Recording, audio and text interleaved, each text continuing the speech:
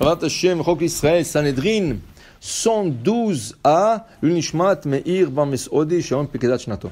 Acharei mota ואת כל אשר בא.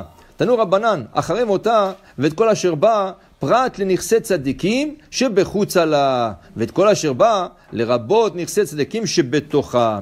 Alors, il y a dans la Torah, il y a un passage qui parle de Ir Anidahat. Qu'est-ce que c'est Ir Anidahat? Une ville que tous les gens de la ville ont pratiqué la Avodah Zara. Là, le Sanhedrin, qu'est-ce qu'ils font? Ils vont ramasser tout le bien matériel de cette ville, ils vont brûler la ville. Et les gens de la ville, ils vont être condamnés par le tribunal, ils vont être condamnés à mort. Okay? Tout le monde va être condamné à mort, et la ville, tout va être brûlé. Et la Torah dit, tout est interdit, tout doit être brûlé.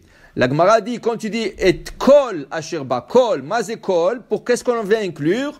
Il dit ici, kol, prat, le nichset tzadikim shebechutzala. S'il y a des tzadikim dans cette ville, il ne faut pas avoir que de rechaim, peut-être la majorité était rechaim, mais s'il y a quelques tzadikim, alors ce tzadikim, on ne leur touche pas, et en plus de ça, tout leur bien matériel qui se trouve hors de la ville, on ne touche pas. Tandis que nichset tzadikim shebetocha, le bien matériel de la ville qui se trouve à l'intérieur de la ville, ça on le brûle, malgré que c'est des tzadikim, mais le fait que c'est dans la ville, on doit éliminer la ville, éliminer tout ce qu'il y a dans cette ville. Shelala, velo shel shamaim, tout ce qui se trouve dans la ville et qui appartient aux hommes, mais pas qui appartient au ciel. Ça veut dire que s'il y a là-bas quelque chose, des articles religieux, tu ne touches pas la ville. Alors on te dit, s'il y a une mezouza, s'il y a un Sefer Torah, ça sauve toute la ville. Dès qu'il y a une mezouza sur la porte, c'est des rechaim, alors ils n'ont pas mis des mezouzot.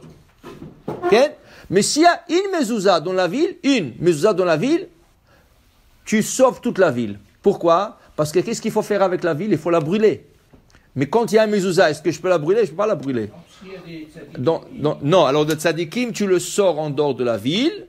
Mais les objets, tout doit être brûlé. Mais dès qu'il y a un objet sacré, comme une mezouza, tu sauves toute la ville. Pour te dire, regarde l'importance de la mezouza. La mezouza, elle peut sauver toute une ville qui a fait la Avodah Zara. Que normalement, ils sont condamnés tous à mort. Et il faut tout brûler, une mezouza, une. Pas qu'ils ont pas mis sur tout les ouvertures de tout le lento et montant. Ils ont pas dit sur tout le montant. Ils ont mis sur une porte mezouza. C'est fini. Tu ne peux pas. Ah, tu peux enlever la mezouza. Tu peux enlever la mezouza et brûler la ville. Non. La mezouza est placée. Tu la touches pas. Dans ce cas, toute la ville est sauvée. Le gens, tu vas leur condamner, mais la ville ne va pas être brûlée. La ville, il va être sauvée grâce à... Pour te dire, regarde l'importance des mezouza. Tellement c'est important d'avoir une mezouza. Mais c'est pas une mezouza. Une mezouza cachère. Même si la mezouza n'est pas cachère, tu n'as pas le droit de la toucher. Tu dois la mettre à la geniza. Okay? Même, regarde, tout ce qui touche la mezouza. Le plastique qui enroule la mezouza, tu vas changer la mezouza. Tu as vérifié la mezouza. Le plastique qui enroule la mezouza, tu ne peux pas le jeter à la poubelle. Tu es obligé de mettre de la geniza parce qu'il a touché la mezouza. Le boîtier. Tu veux changer un jour le boîtier. Tu as un boîtier en plastique, tu as reçu un beau boîtier comme souvenir, ou tu as acheté un beau boîtier, tu étais en Israël, tu as acheté un beau boîtier, alors tu veux changer le boîtier qui était sur la porte, sur le menton, tu ne peux pas le jeter. Tu dois le mettre à la geniza parce qu'il a touché la mezouza. C'est la kedusha. À plus forte raison, la mezouza, quand elle n'est pas cachère, tu ne peux pas la jeter comme ça. Tu dois la mettre dans la geniza. Okay? L'importance de la mezouza, regarde, elle peut protéger. C'est pour ça qu'il dit Rabbi Shimon Bar Yochai. C'est quoi l'importance de la mezouza? Il dit tous les mauvais démons et les mauvais esprits et les mauvais ta'inara et tout ce que tu veux. Dès qu'ils veulent rentrer par la porte de la maison ou les portes de la maison, dès qu'ils voient le shakai sur la porte, ils n'ont pas le droit. C'est comme s'ils sont bloqués par le nom d'Hachem. Mais pourvu que la mezouza soit cachère. Si la mezouza n'est pas cachère, c'est pas valable. Alors, c'est de temps en temps, selon la halakha, chaque 3 ans et demi. 2 fois par 7 ans.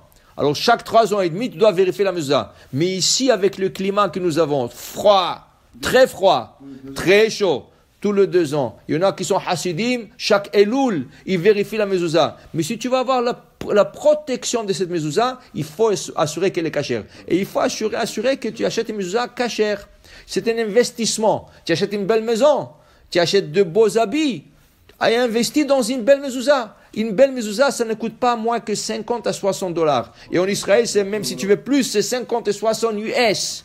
Okay? Pour une bonne mezouza. Maintenant, tu peux dire, non, moi j'ai besoin de mezouza cachère. Pas de problème. C'est comme des garde-corps. Tu peux avoir une garde-corps maigre, okay? Et tu peux avoir un garde-corps, rien que celui qui le voit, il n'est pas armé, rien du tout, rien que celui qui le voit, il a peur de lui. La même chose, tu as une super mezouza cachère, tous les anges, tous les démons, tous ils voient la mezouza, ils ne s'approchent pas de la maison. Et c'est pour ça qu'on dit, quand quelqu'un a des problèmes, la première de santé, de n'importe quoi, première chose, c'est vérifier la mezouza de la maison, ou au moins de la chambre à coucher, ou la chambre principale, parce que la mezouza, c'est comme un code. S'il y a un problème, par exemple, quelqu'un a un problème avec le cœur, Allevavecha. Va voir le mot Allevavecha, ton cœur. Va voir s'il n'y a pas de problème là-bas. Que tu as un problème avec les yeux, va voir Ben Einecha, entre tes yeux. Ou Blechtecha, tu as des problèmes de marcher, tu as un problème avec les genoux, Lechtecha, peut-être Blechtecha, il n'est pas correct. Va vérifier ça, et après tu vas chez le docteur. Parce que c'est sûr que si tu vas trouver le problème, tu n'auras pas besoin d'un docteur. Ça ne veut pas dire que je veux parler, je vais hésiter les docteurs, mais pour dire tu commences par ça. Si c'est un problème qui n'est pas normal, commence par ça, va voir ça, et après tu peux aller te soigner, comme la Torah dit, Verapo Yerape. Baruch Adonai le'olam, Amen ve Amen.